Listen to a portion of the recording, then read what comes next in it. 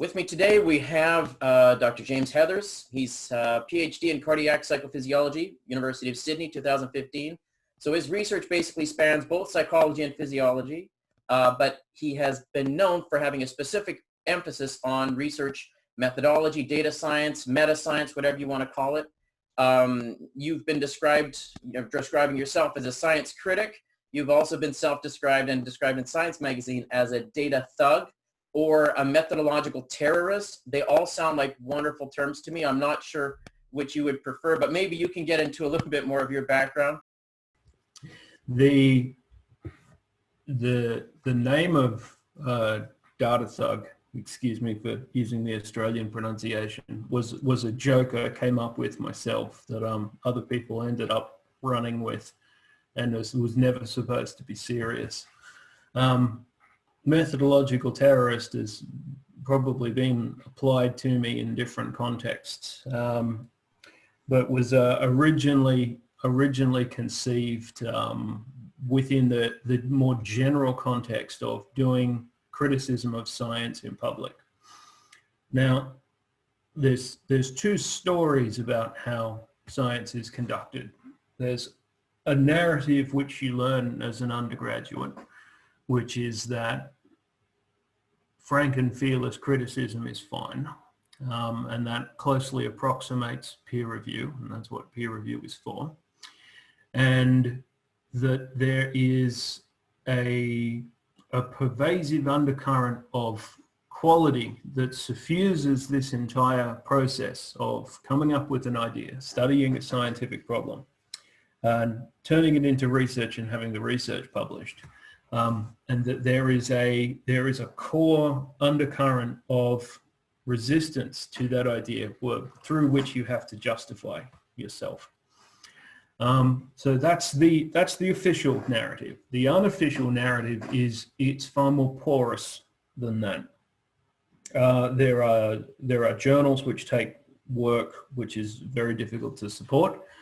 There are people whose careers consist more or less entirely of reputation, which is generally built from a kind of a specific scientific ideology within a certain context that is completely divorced from the quality of what they produce. And that it is phenomenally difficult to criticize science once it's been published and have anyone either care or do anything about it. As might be evinced by the fact that I think there's an official narrative that isn't reflective of reality and an unofficial one that is. It should be pretty obvious which one I believe in that context. So that's where all the pejoratives about being a naughty man when it comes to handling data and methodological issues are concerned, because I've never had a lot of resistance to discussing what I thought were problems within published science in public. That is both in the general methodological sense, this was done the wrong way, and in the numerical sense, this is either impossible or is added up incorrectly or shouldn't exist for a variety of reasons. And the formal scientific work I've done within the kind of numerical accuracy of published science usually consists of finding a way to stress test, essentially, results that are presented in papers that can't be true. It's not as complicated as it sounds, but it is more complicated than 2 + 2 = 4.5. So there's a variety of tests that I've come up with collaborators, and we've used them to identify work that we think is problematic, or sometimes the other way around. We learn that a paper is problematic for whatever reason, and it could be because someone tells us, or because we stumble over it, or because we simply don't believe the results that are presented, and then we go looking to see if that makes numerical inconsistencies. Which of course in this context are absolute. If you have numbers that don't add up, something went wrong. Usually we don't know why. Usually it's not a matter of we know someone is guilty of misconduct, usually people are guilty of being in a hurry and not adding up very well. But either way, whether it's due to, at the very bad end, some kind of fabrication of results, or at the very normal end, the fact that people are under a great deal of pressure to publish, and some of them are very bad at statistics, it all essentially amounts to different versions of quality control. And it doesn't really matter for the accuracy of the paper why it's inaccurate. So that's where the bulk of the work that I've done has been, and that's what I think about all the time. Although recently I haven't published any of this yet, I'm starting to branch out into what you might call data archaeology,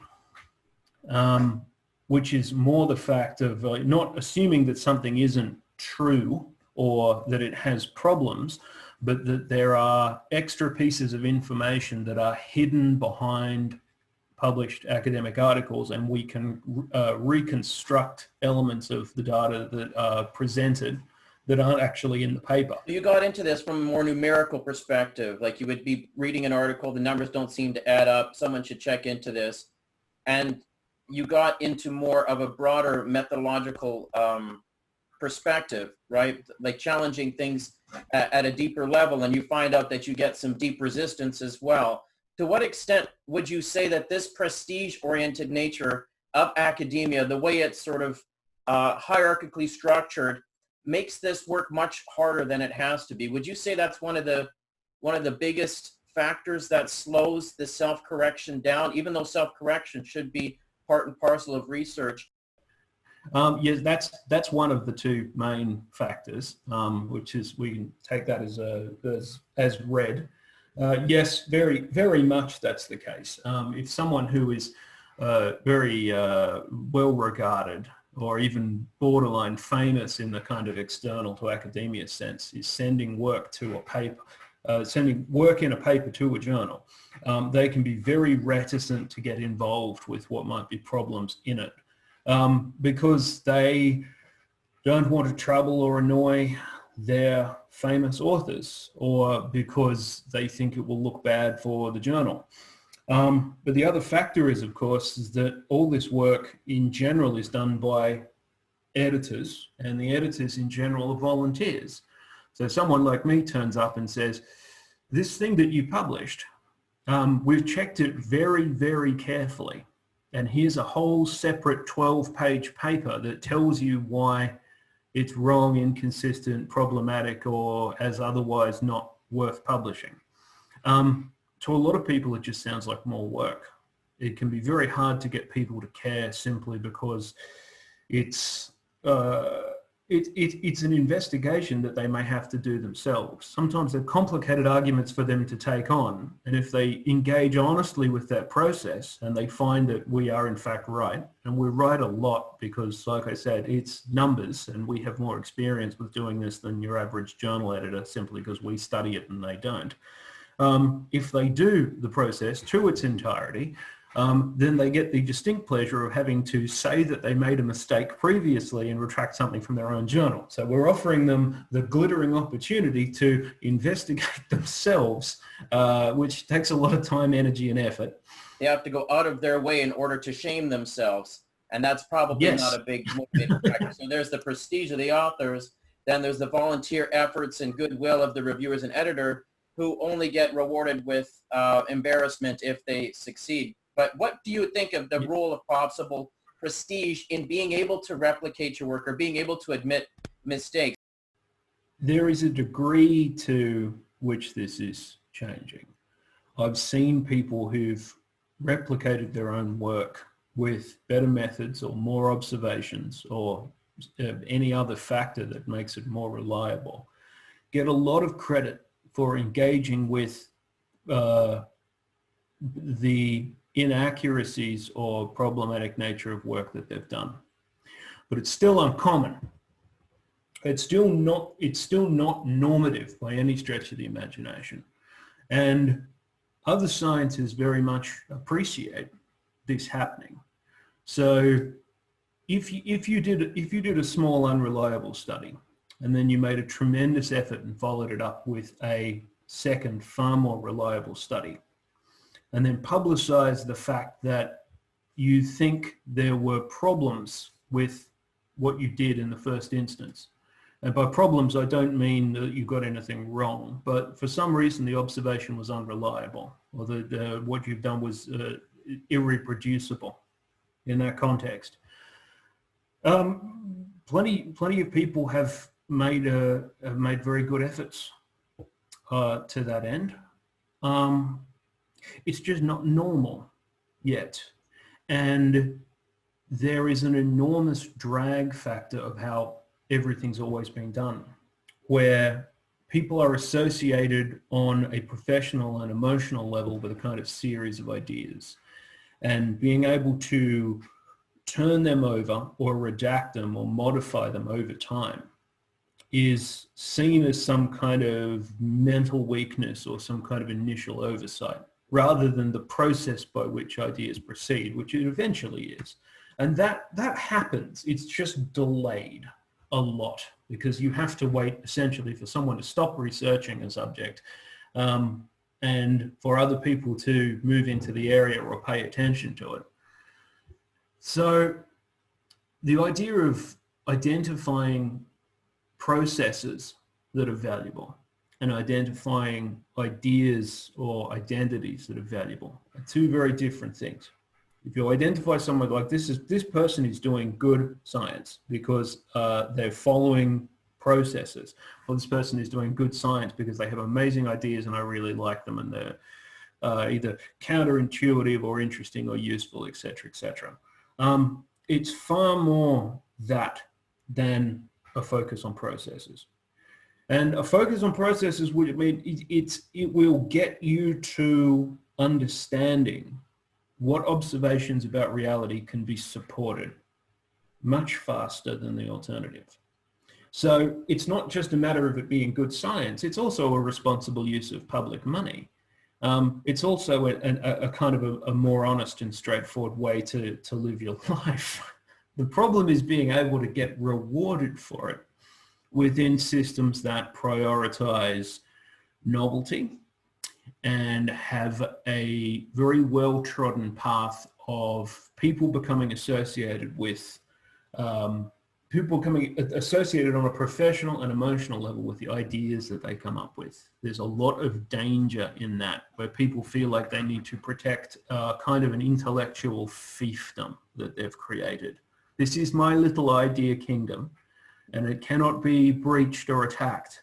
And the barbarians who are at the gate should be ignored. Unfortunately, the barbarians can add up better than you can some of the time, and you need to pay a lot of attention to them. The whole evolution of this in the modern context is very closely tied to quite a poor provision of jobs and resources. And an academic culture that doesn't see other jobs as being interesting or worthwhile. So the strong majority of people who do any given graduate degree will not continue to work at a university doing formal research in the same way the vast majority of graduate students do.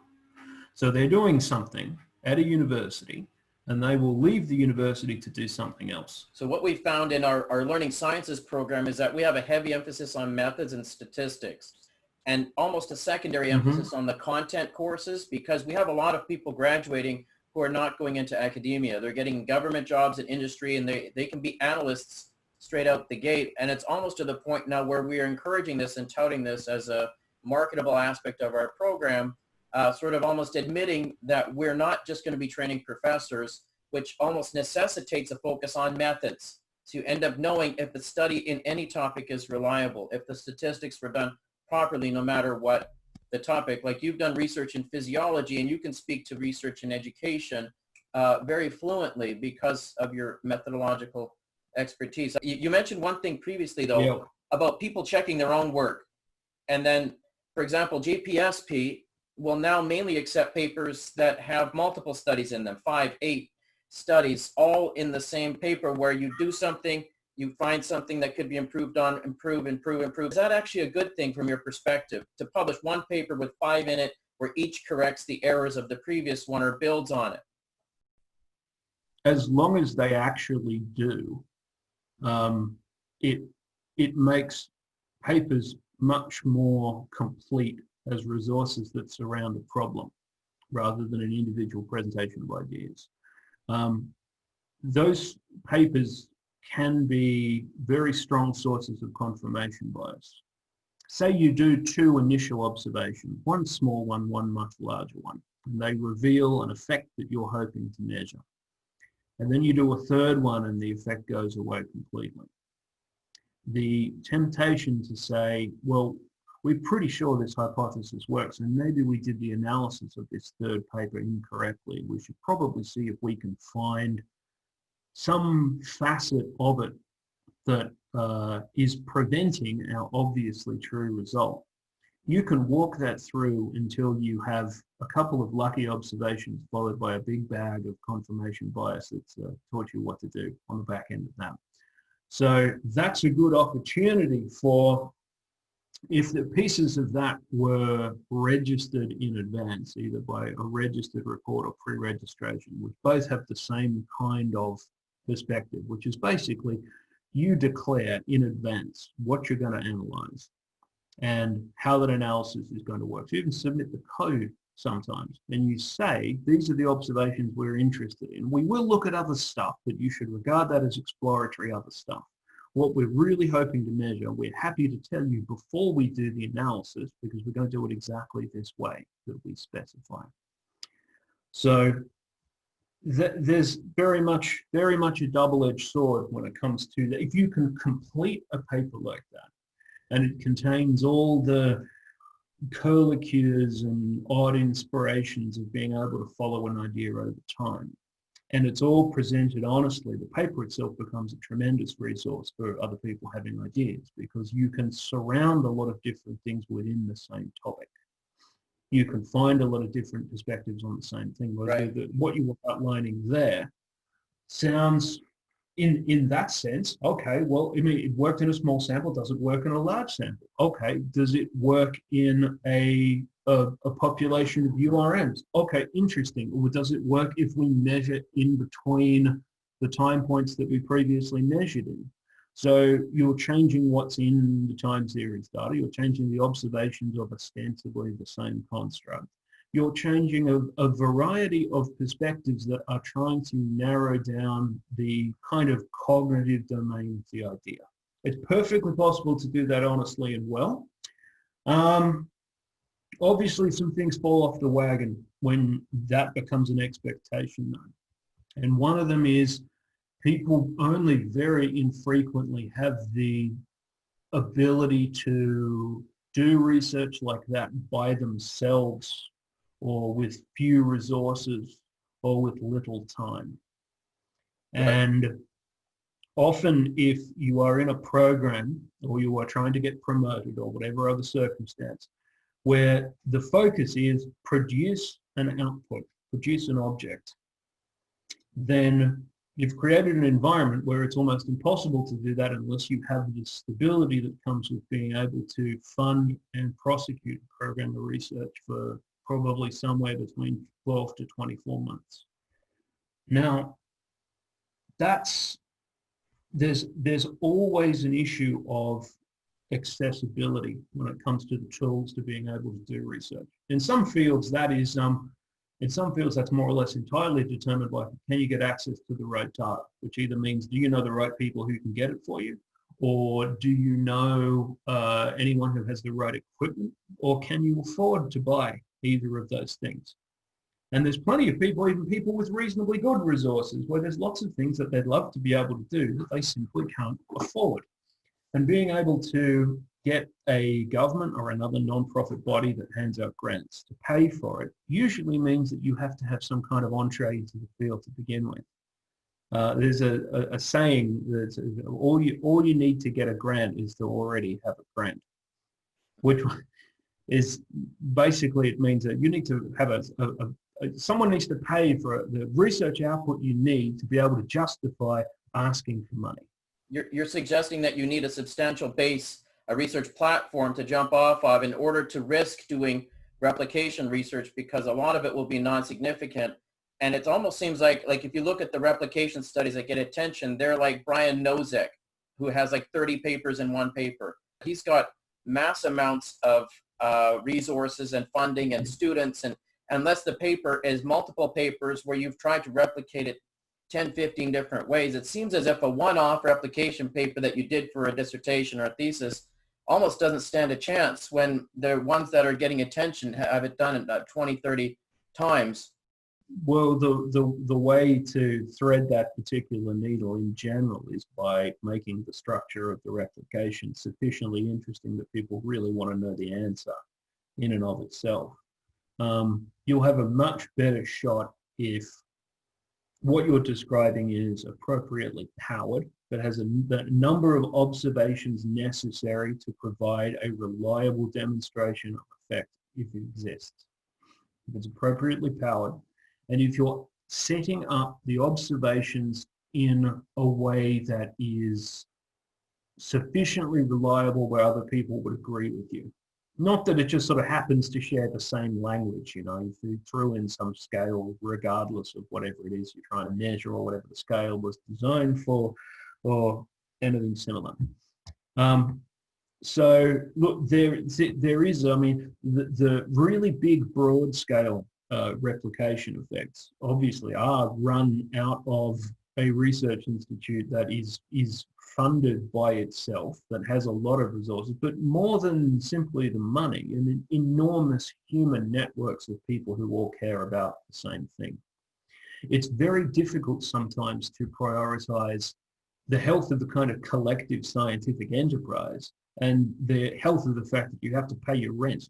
And usually that means that you've got to be employed somewhere to do a thing. They don't always agree with each other. And there's always going to be a disparity of access between smaller institutions, faster programs, self-funded research, etc., and other places where there are more resources. Some of it can be overcome by hard-headedness and creativity, but a lot of it's never going to go away. If you need an electron microscope, you can't build one. You can't buy one off the back of a truck, and it's probably very hard to borrow one. There are barriers that are in place where there's either creative ways around them or they're never going to be able to be unentrenched, which is the same as commercial reality, which is the same as reality between government departments, et cetera, et cetera. These all be very, very hard to navigate. People ask me for advice on how to handle different things like this sometimes. And the advice almost invariably revolves around strategy. Have you done anything? Is there anything that you can do that you haven't thought of to do yet? Is there another way to do it? Would you say, from your perspective, that there is really a replicability crisis? It very much depends on what field you're talking about and how things work. I'll give you some, look, there's lots of great examples from classical physiology where someone went in to look for something the first time and they found it. They found it because they were measuring the output on a glass tube as it moved up and down. Or they put acetylcholine on a raw nerve and then it did something.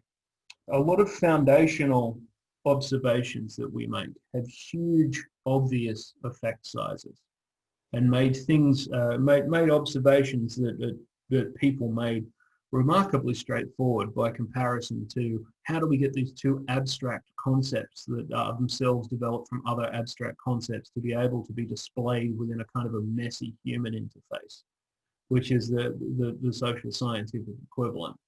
It's very hard to find new basic perspectives on human nature or within broader topics like learning or cognition or whatever else. It's very difficult to say, here's my new educational theory.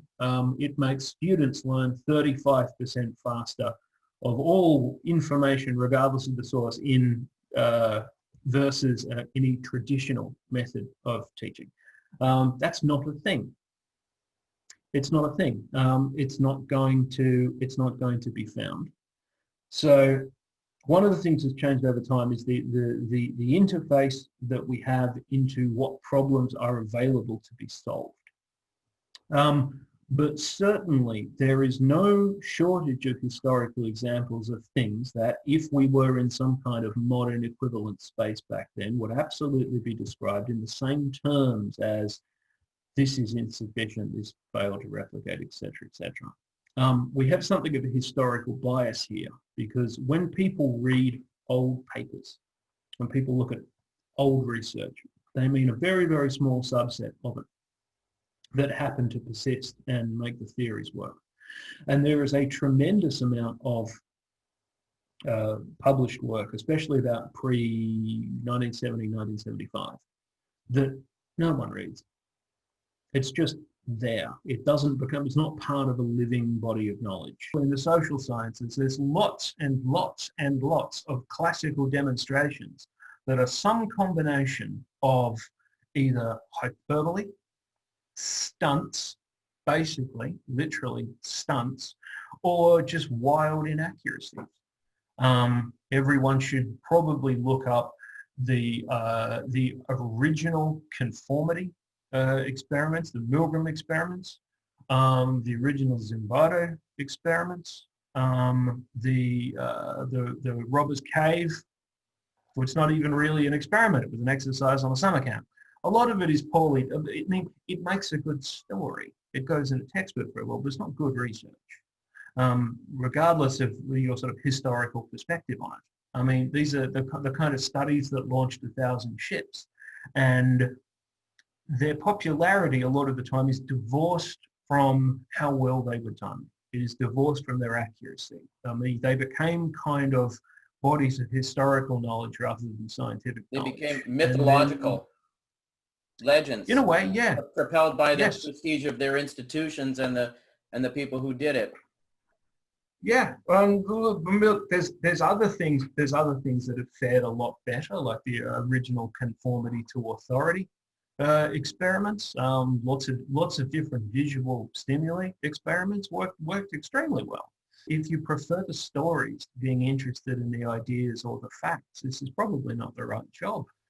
We're almost addicted to novelty. It's almost, you almost get the feeling like I would rather read a study that I might know is not going to be replicable, but damn it, I wish I could do that kind of study nowadays. Or how did they get people to do that? You almost don't want to take it out of the textbooks, because it's almost like Ripley's Believe It or Not. How did they get away with that? Look, it's simply trading into human nature. And we understand things a lot of the time in narrative terms. There's a cool story, basically. And the cool stories have persisted extremely well. The well-structured scientific observations that are the denial of the cool stories persist a lot less well, because they're much more difficult to parse. They're much more difficult to remember. And there's something about it that is intrinsically disappointing. Like the thing that we thought was such a fun yet insightful observation into human nature suddenly managed to not happen.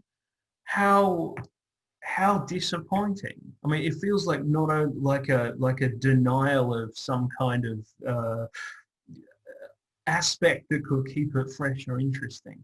Unfortunately, this comes through in a variety of things that I've said and a variety of research that I've done and pieces of this conversation.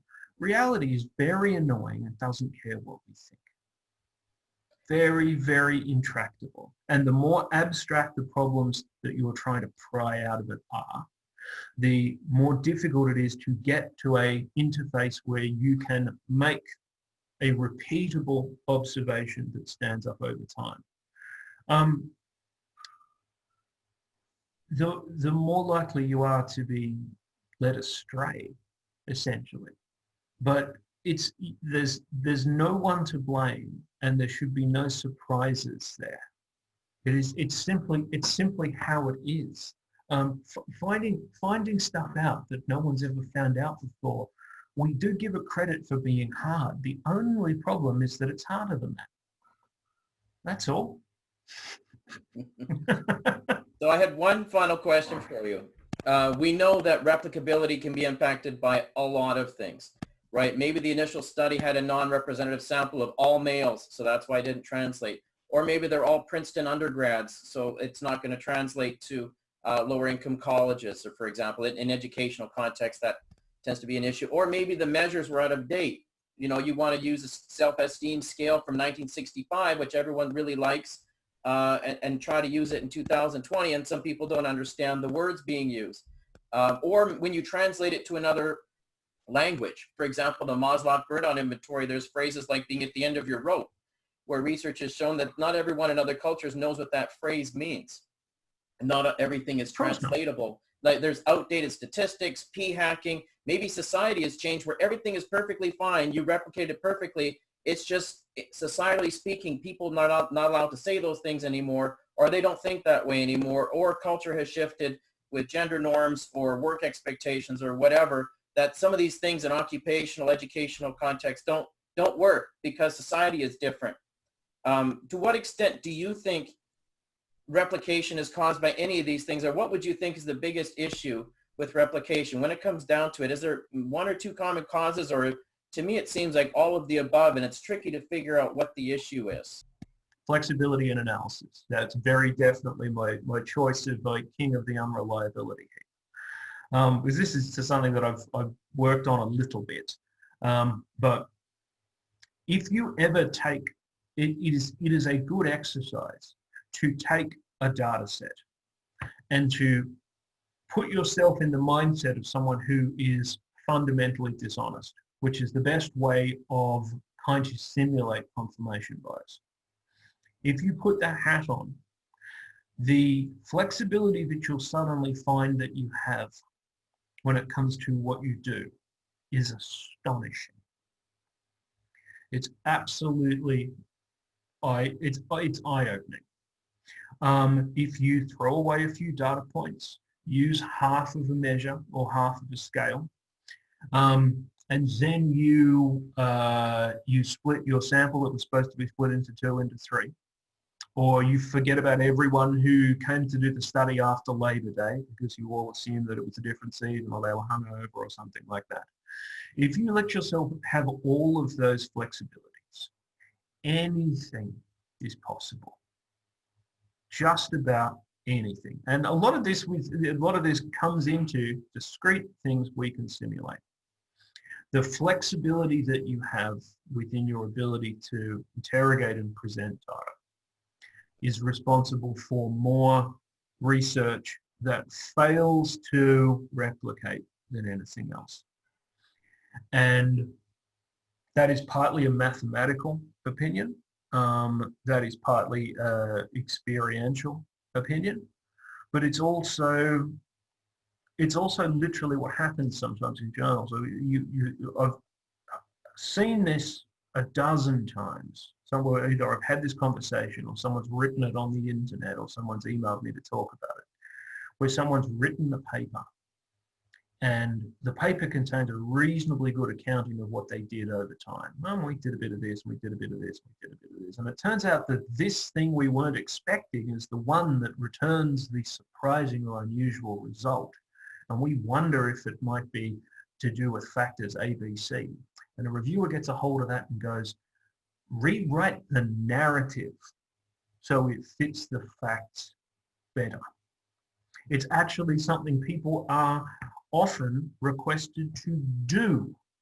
Essentially change the history behind the presentation of the data so that it comes together and makes a more complete story. Now, when there's formal advice that tells you to use your flexibility and analysis to get into what is essentially the realm of storytelling, I'd add one thing on top of that. As someone who studies explicit mistakes and misconduct and fraud and is very interested in the tales of researchers behaving badly and goes around looking for work like that, I think flexibility is a much bigger issue than what I study. I think it's a much bigger problem. I think it's much harder to deal with. I think it's more common than what I study. If I thought there was a good way to interface with it and stop it that wasn't already being done with other people, maybe I'd do that instead. But people tell me all the time, is that, was that you? Is like in the context in which you wrote that paper, James, you're essentially studying fraud, misconduct, fabrication, right? Yes. Did you know that this other thing is a much bigger problem? Yes, I did, and I agree with you. You don't have to work on the most.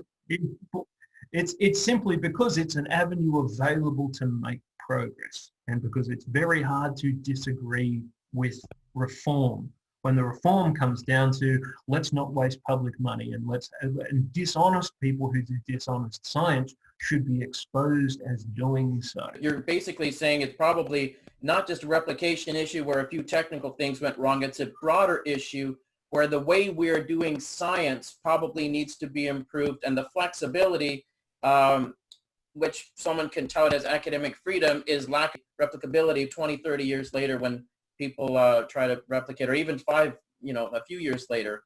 So this seems like a bigger issue. It's not just replication.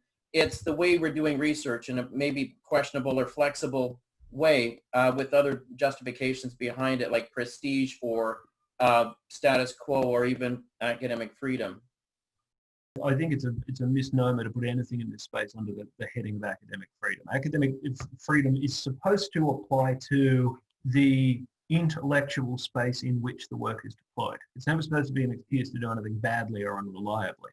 It's more, well, I want to study this controversial political topic and I have an opinion about that.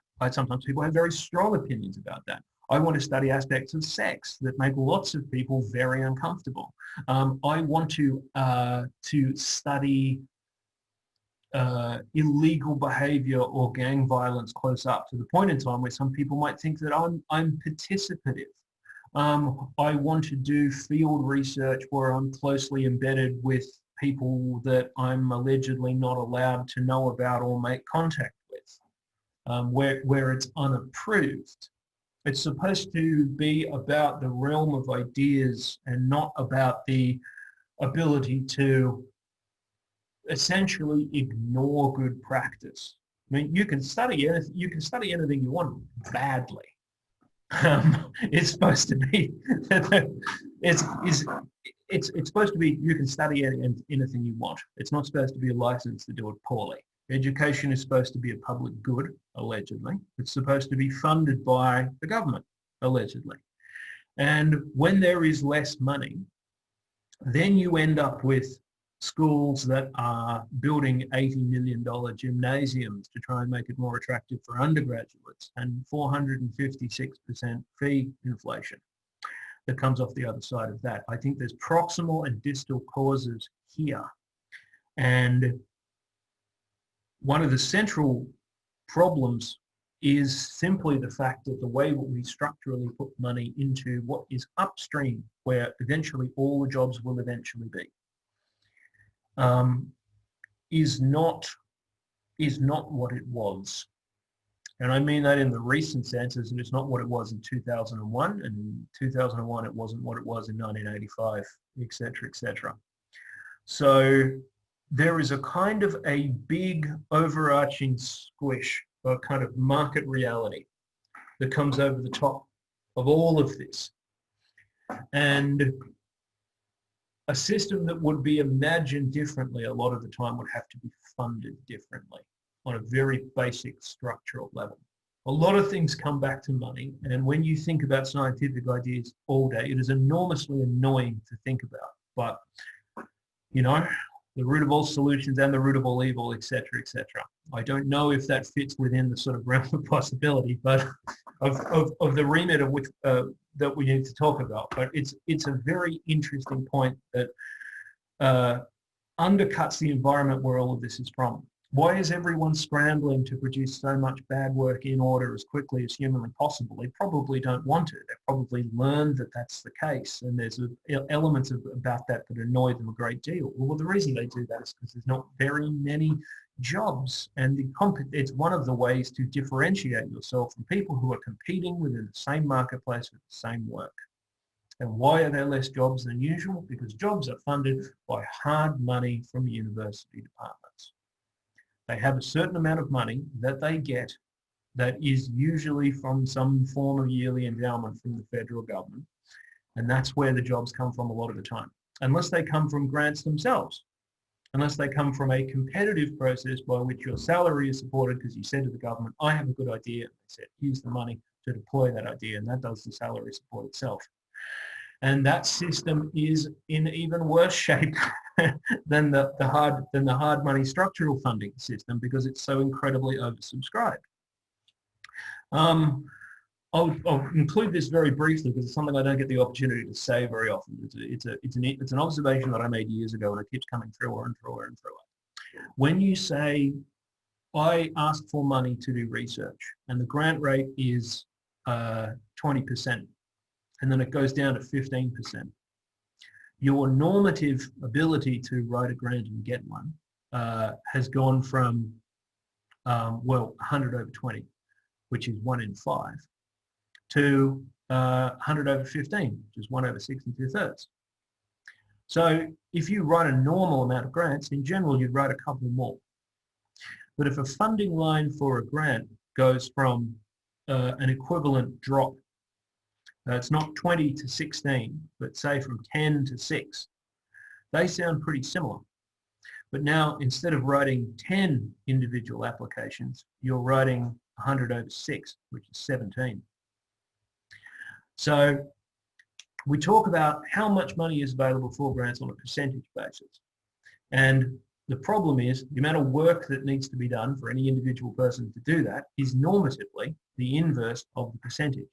Unfortunately, as inverse values approach 0, the distance between them in this context gets more and more and more and more. In other words, you take a little bit of money out, people have to do a lot more work to be able to get the grant in the first place. Now, I realize we moved into very abstract space here, but people frequently say getting grant funding is really hard. And people who do get it are obviously very happy and very vocal about it. It creates the impression that there's lots of it out there.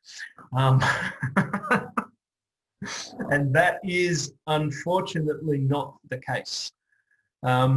Anyone who thinks that all this is a sensible career decision, I would advise them to go to your major primary funding body and look at the funding rates of grants over time with regards to percentages, and then convert that percentage into how many would I have to write to have a normative chance of being able to get one.